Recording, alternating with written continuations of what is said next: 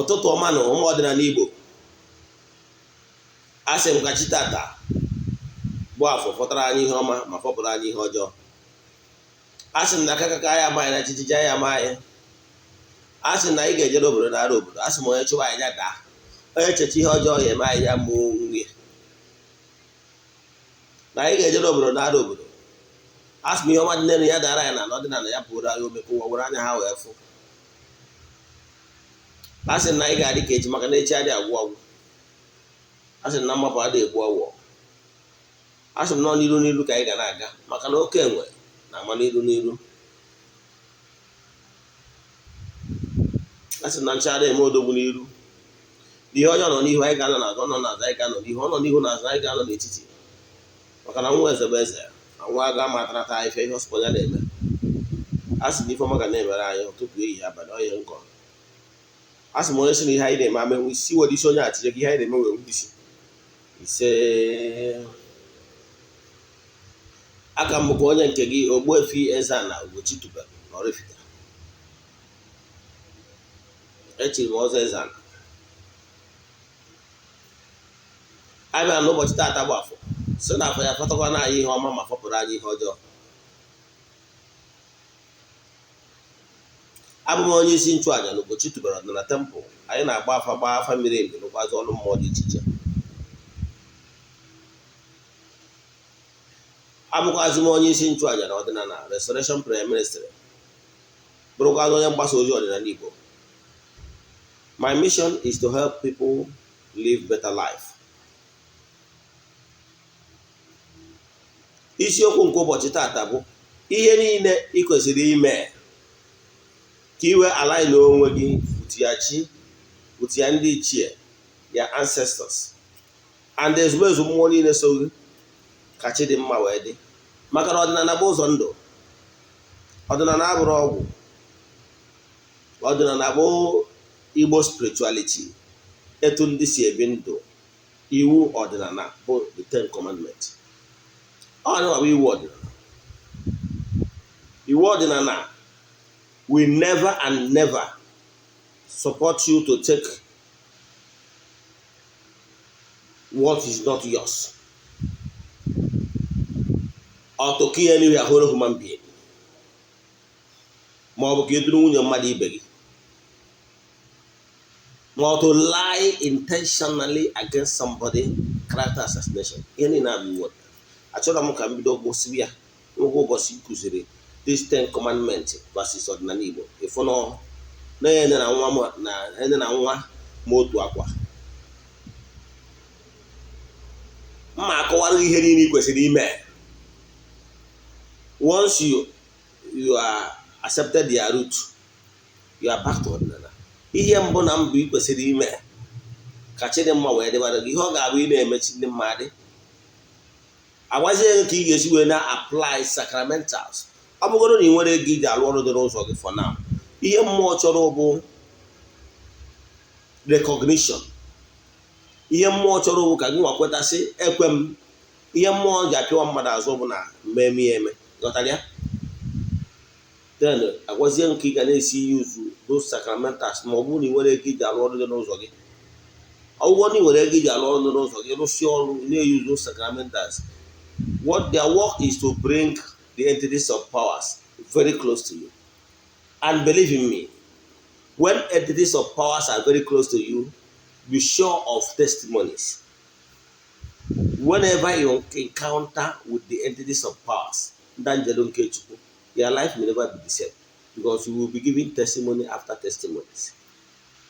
When Abraham encountered the angel Nkechuku, the angels of God, they are on their mission, going somewhere. And Abraham saw them. I said, Umokorobia, biko biano, na mfono unu si ebe dị anya, nwa bịa n'obi m kpọrọ bịa zuo ike, unu chike kwụrụ wee na. Mgbe ha nọzi n'obi ya na-ezu ike, o wee kpọọ nwunye Sara, si ya weta anụ ndị ọbịa anyị mmiri ka ha ṅụọ. Mgbe ha ṅụsịrị mmiri, dute etu o si dabata ha, a wee sị Abraham na by this time na arọ na-abịa na nwunye ga-ekuru nwa. Tụọzọ ụmụ nwaanyị. Sara nwunye wee nọ n'ime ụlọ wee nụ ka e kwuru, wee sị ka e ka nye nwa agadi nwaanyị eti wee ka kwuru nwere 80 years mana o mere ịghọtara ya. So when do everything humanly possible to always attract the entities of powers and the elemental beings in around you. Believe in me, they will always help you to achieve greatness. You got that, yeah?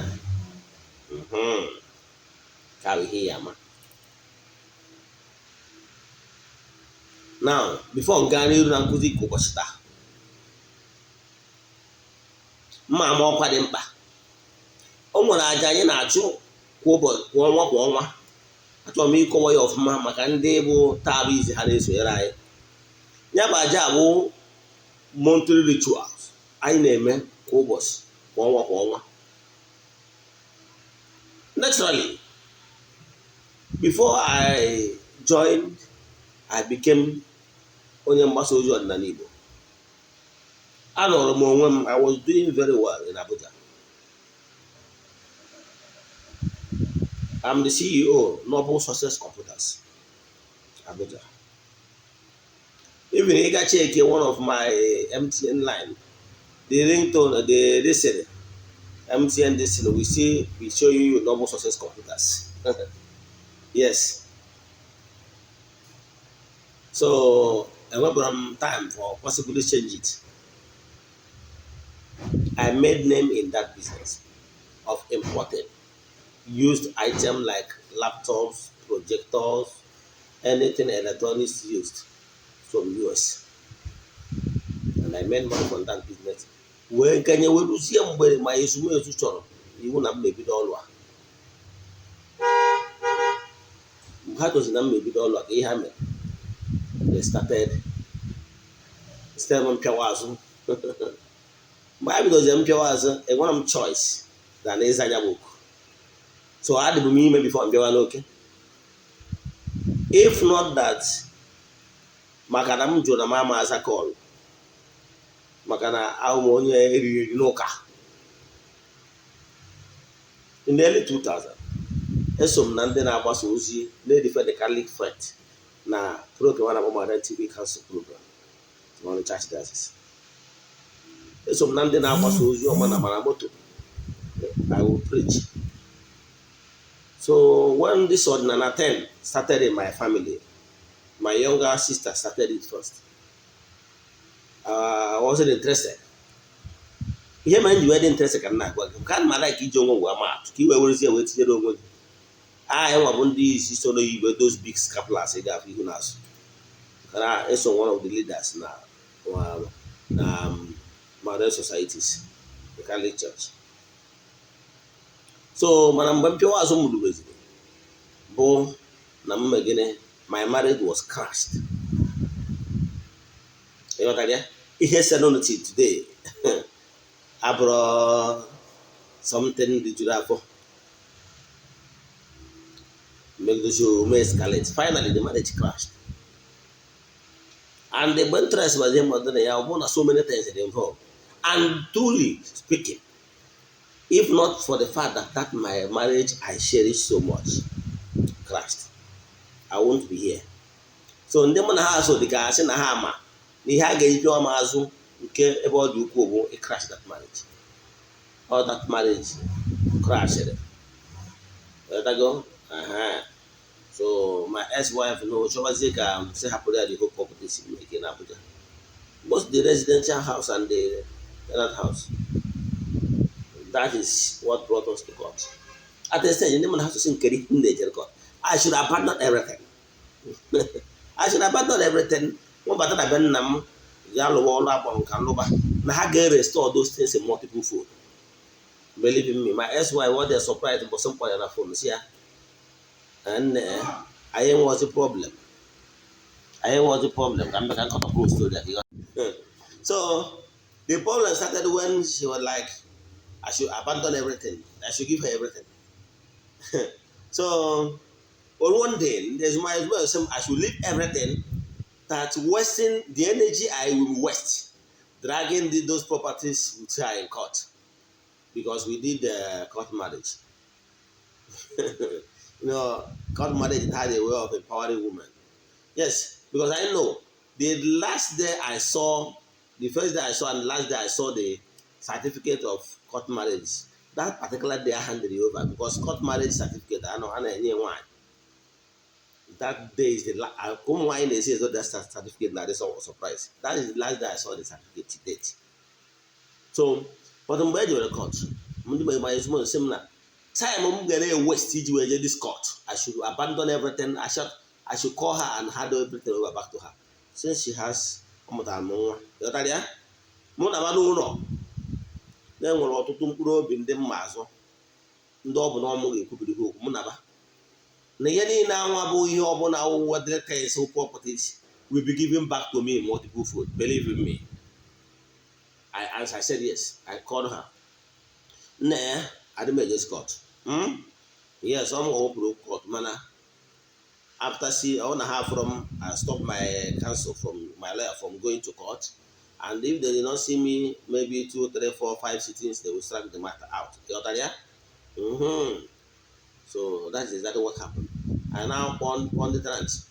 He was just in the ego na court. Then he was just ego na yard. It was just ego. But what the woman said, Janara hired with us or the surprise or same. I was not even forget that they same. Or one we here. Because for now, I believe that no one again on earth can man happen what he labored for. What I thought for, yes, I let go. My was here man can't see at as it just have my call. Not a golubido, lower the nose on. Which all of the nose on balls out, watch us out. He had the amazing bar as my business and they foods. Him my says girls. See the cousin why and send the go down here. When I go in now, all of the nose from A to Z. Which I balls out. Let I go. Then, of course, in protection. Him was a good in and they send his ring back. So, Messi Henny now. Also, assume all. Because said to up the entity support and them higher alone.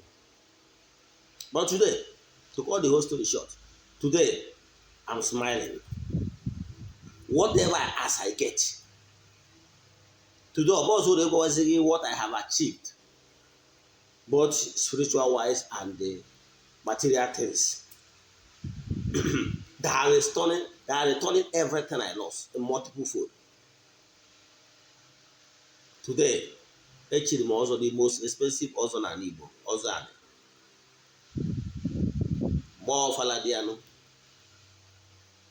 So, no wonder ebe a na-ekwu okwu gbasara ọdịnala Igbo na oraifite.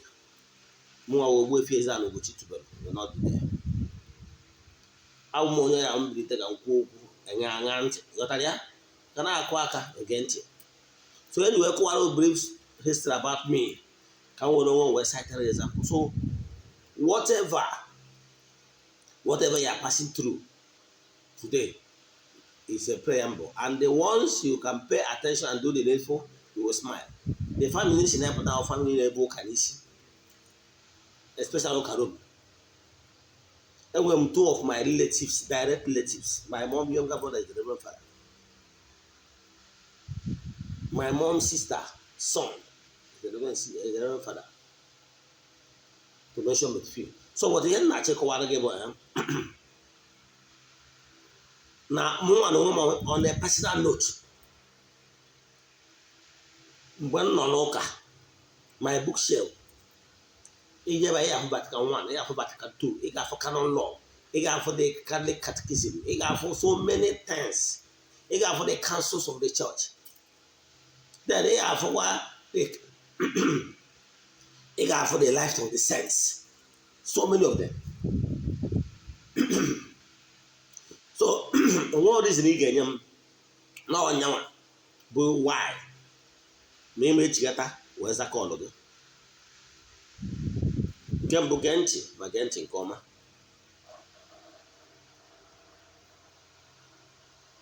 Our Gomono, Nanyabo, Ajana took one coma mare, open Nuku teacher. He ought to work for each other. No one man I a mess consecration of the temple, Ugochi to the temple. I name anniversary. Omo Ajana took one Aja. Look at him that you are called. bụ aja mụnwa na onwe m personally mgbe m batara n'ọdịnala bido ihe ọrụ m nju ezumezu m kere ihe ha ga-eme ha sị m bido m chụwa aja for 14 days. So ihe na-emewe every morning o nwere certain aja rituals na perform every day. Mmesi na temple je mmenye chụọ nya bụ aja every day. Mmesi ya 14 days agbuo m anụ wee seal wee mee saraka. That was what I was doing. And believe in me, things began to change for good. So, my name is Yellow. Ọtụtụ ndị mmadụ na-eweta complain we have onye n'obodo oyibo 10, 15, 20 years nwere ihe o mere achieve.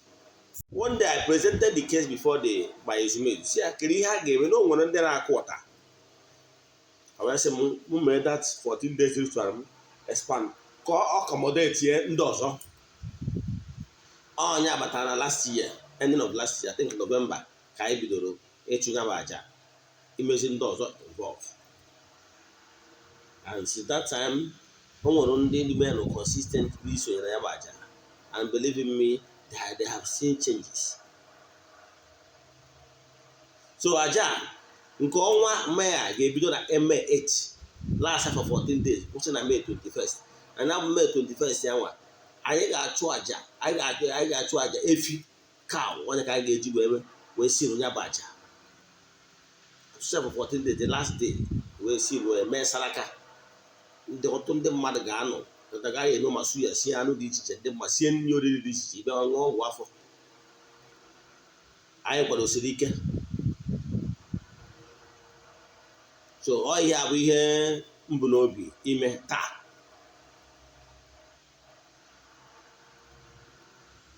Nyanwa bụ ihe mbụ n'obi ime taa. So ọ bụrụ na anyị chọzie aja kedu ihe ọzọ anyị ga-eme? Atụsi aja ihe ọzọ anyị ga-emezi bụ anyị mee saraka. Ọ gwara ndị that day nnukwu ọfọ anyị ga-apụta. A ga-aga ọfọ n'isi ndị enyi anyị niile, friends and well wishers, ndị dị iche iche anyị na-alụ ọrụ all over the world. Ọ gwara ndị sịrị kwụnyewegoro ụgwọ eburu ndị a ga-achụrụ aja aka mkpa dị iche iche.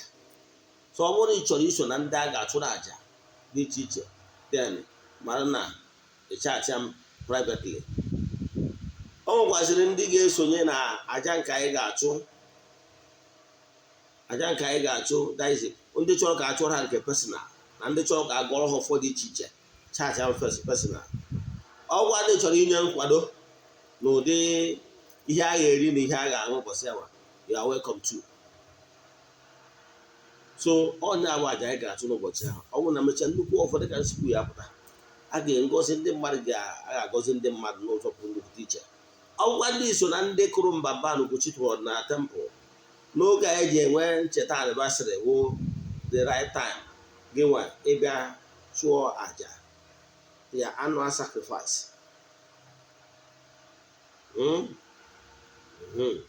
Whether me nọ n'obodo ahụ Nigeria ma ọ dị outside the country can still partake on it. After mmemme niile a ga-eme na 21st, a ga-agbakwa egwu hụ nwe ndị egwu ọdịnala ga-ajikwa n'ụbọchị ahụ. Emesịa wee banyekwa 22nd. Anya bụ 22nd ihe pụtara ihe ga-agba eme n'ụbọchị ahụ. Live band ga-anụ ya, ndị egwu ọdịnala dị iche iche ma mmọnwụ dị iche iche ga-agbakọ n'ụbọchị ahụ. So ebe ọ bụla ị nọ all over Nigeria, enwere ike ịbịa obịa, you are invited. Na echefukwana 21, 22nd of May. Ka ọkwa dị nnukwu mkpa kwesịrị ịma. N'isiokwu anyị n'ụbọchị taata bụ ihe ị kwesịrị ime dịka onye nabatara ọdịnala. Ihe mbụ na mbụ jee na nkụzi mfụ ka m kụzigoro ka esi atụ nzu. Nọọ nzu okoro ka ị ga na-atụ dịka nwa okorobịa. Mana ọ bụrụ na ị nwere ike ebe ị nọ mebi ị n'obodo oyibo ma ọ na ị nọ na be mmadụ ihe nwewe ike ịtụ nzu n'ala, ị nwere ike iweta a size book akwụkwọ dị etu a ma newspaper. Iweta nzu, igota nzu n'afịa nyara edo, ịpantarize aha nwunye na kọ. Iwetachita nzu a ị na-eme etu a efu ka si eme aka m, ị na-awụsị ya na-akpọkụchi onye ụwa mbịa ma nzu, ndị ichie bịa ma nzu, ezumezu mmụọ niile mụ na ha so bịa ma nzu, mmụọ ọbụla na-ana m nzu bịa ma nzu. Mechaa etu a ọgwụkwa echirekwa ọzọ ị na-ekwukwa okwu maka na ọ nwere ihe ị ga-eji n'aka wee na-akpọ mmụọ oku. Ịmacha ha nzu isi ụgọ a na-aka mara nzu ama ama unyi mesịa ntụpụ ete n'ihu si na ihe ọma ya akpọ gị aka ga-ewetara gị ihe ọma ihe azụta ụkwụ ihe ọma n'ụkwụ aka nri zọta ihe ọma n'ụkwụ aka ekpe were ụzọ akwụbi okwu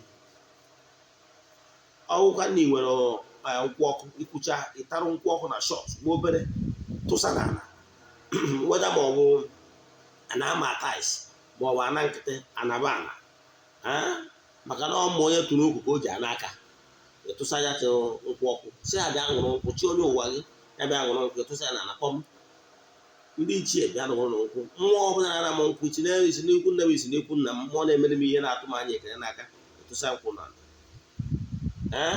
imesịa nke anwa ọ dịghị oke iyọzie ha nke mbụ kelee ha ihe ọma ha na-eme na ndụ dị na ọkwanụ ndụ bụ isi akụ iwe yozi asị ya ebe ọbụla isi mejọ agbaala ọnya ga na-akpa ego ọfọ ụgwa dị nwere ọjị nke still use kola mana ọ bụrụ na ị nwere ọjị no problem maka na ama na ndị n'obodo oyibo ma ndị n'obodo dị iche iche gasị ugwu awụsa ma ebe niile ama enwecha privilege inwetacha ụmụ those religious sacrimentals dịka anyị nwa nọ n'ala Igbo mmụọ ma imesi ihe ọjị wa ọkwa na iwere ọjị iwere nzu na edo maọbụ nkwụ ọkụ ọkwa na iwere nzu maọbụ edo na nkwụ ọkụ hot ka ịnwetawuru ịnweta white hot inwere ike use any hot mmụọ ma ịnọrọ nso wee tụsa na wee kwudo kwubi okwu pụtara obere nkwụ a na hot na short nwa obere ijide ya n'aka wee kwubi okwu kpuchi okwu kpọkpụ ezigbo ezu mmụọ kwụrụ ha nkwụ kpọkpụ nkwụ na ana kpọmkpọm ha emesie nruzie nke fọn ịghọtara ya ihe mmụọ chọrọ owu ncheta mụtagoro ka eji aga ọfọ ọ bụkwa ma ọ inwe ike je na ma YouTube channel wọchị ebe m kụzigoro ihe gbasara ịga ọfọ imechaa ya then ihe ọzọ ị kwesịrị ime ọwụ imesịa ihe ọzọ ị kwesịrị ime ọwụ ịmụta ka esi aga ọfọ ịmụtacha ihe ọzọ ị ga-emezi iwu jee chọọ yọọ chi gị si ya biko ya lidie gị to ezigbo dibịa ga na-alụlụ gị ọla ị ga na-eso chọzie dibịa na-agba afa ka ọ gbara gị afa igbo afa gbachara gị afa ọ marụ mmụọ ọbụla na-agba gị ụgwọ ma ọ mmụọ ọbụla na-atụ gị anya ekele n'aka ma ọ mmụọ ọbụla so gị ma ọ na ngwurube nna gị ebe e mere ọtọnọ ọbụla abụ na ọtọnọ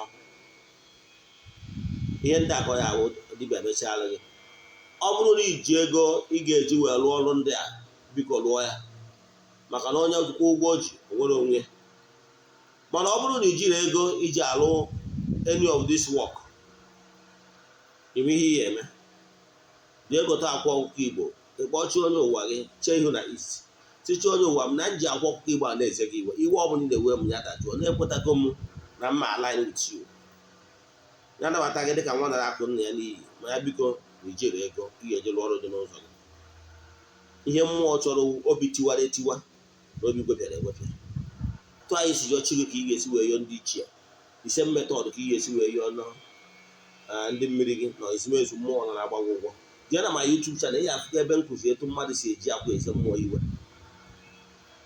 imesịa ya na-agọzi ọfọ bido kobe ọfọ for 21 days ọ dị very effective. O nwere ọtụtụ ndị mmadụ bịa na temple ha ejiri $1 mana today ha nọdụgo mma rụọ ọrụ dị n'ụzọ ha na-ekwu oyoyo iweta akwụkwọ na-ese akwụkwọ dị etu a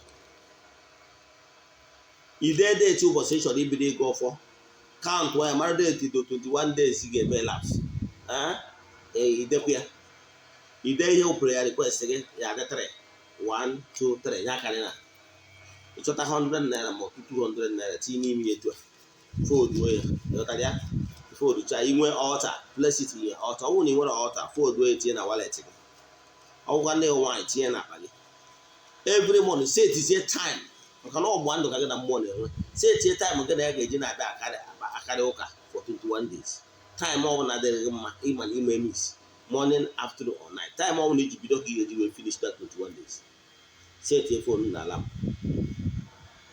once that time reach ya na hapụ ihe ọbụla ị na-eme were ose ọjị jụchaa ahụ gị ma ọ bụrụ nwere ose ọjị were mmiri saa aka na ụkwụ gị saa ihu gị jefesie east ka ị ga-esi nwa ebe east nwụọ depụta n'ilo n'ụtụtụ ebe anwụ si achalite with the east ịbazie n'ime ụlọ gị 4 corners of your room ụmụ ụgwọ side face east ebe anwụ ebe anyị gwachi gị na-ebịa gụọrọ ya kene ya yọọ ya mgbaghara mmehie yọzie ihe niile ahụ ụzọ ihe ịta nwa bụ ihe wụ ya problem kwezie ya nkwa na ọ bụrụ na chidimma dịrị gị na ịma echefu ije rụọ ọrụ gị n'ụzọ gị nke bụ eziokwu na ezi asụsụ bụ na ime ihe ahụ gwara ọfụma you must give testimony after that 21 days ime ihe ị ga-eme ibere data akwụkwọ ahụ chọta ebe akwụkwọ ha wepụta ego a dị na ya ego ahụ adịghị ya represent in 4 market days either 100 naira ma 200 naira were ke ndị real beggars ma 4 different beggars imesizie ya iwere akwụkwọ ebe ide ya definition tinye na stainless flat plate mụnye ya ọkụ onwucha rụchaf achis efopụ ya n'ikuku mee ihe a na-agwa gị ime ya ọfụma chidimma dị ọ bụrụ na mmụọ chọpụta na iji ezi obi truly nwere ego iji alụ ọrụ ịgọcha ọfụ a nwere ike ọ bụrụ na ofu ihe mere n'ihe ndị na-egọrọ n'ọfụ repeat ọ bụrụ na ịgọcha the first one nwere nnukwute sign efụrụ like that repeat o nwere ike ọ bụrụ na mmụọ na-eme ka ama na onye a na-ekwu ihe a ọkwa otu ọnụ o ji eme ka stamban o chegharịgo n'eziokwu ghọtara ya repeat ị na-eme and you start seeing changes and echefukwana when you start seeing changes rụọ ọrụ dị n'ụzọ ghọtara ya mana ọ nwere ndị na-efe na ha amawuru mmụọ ihe ha fọgoro changes they will refuse to do work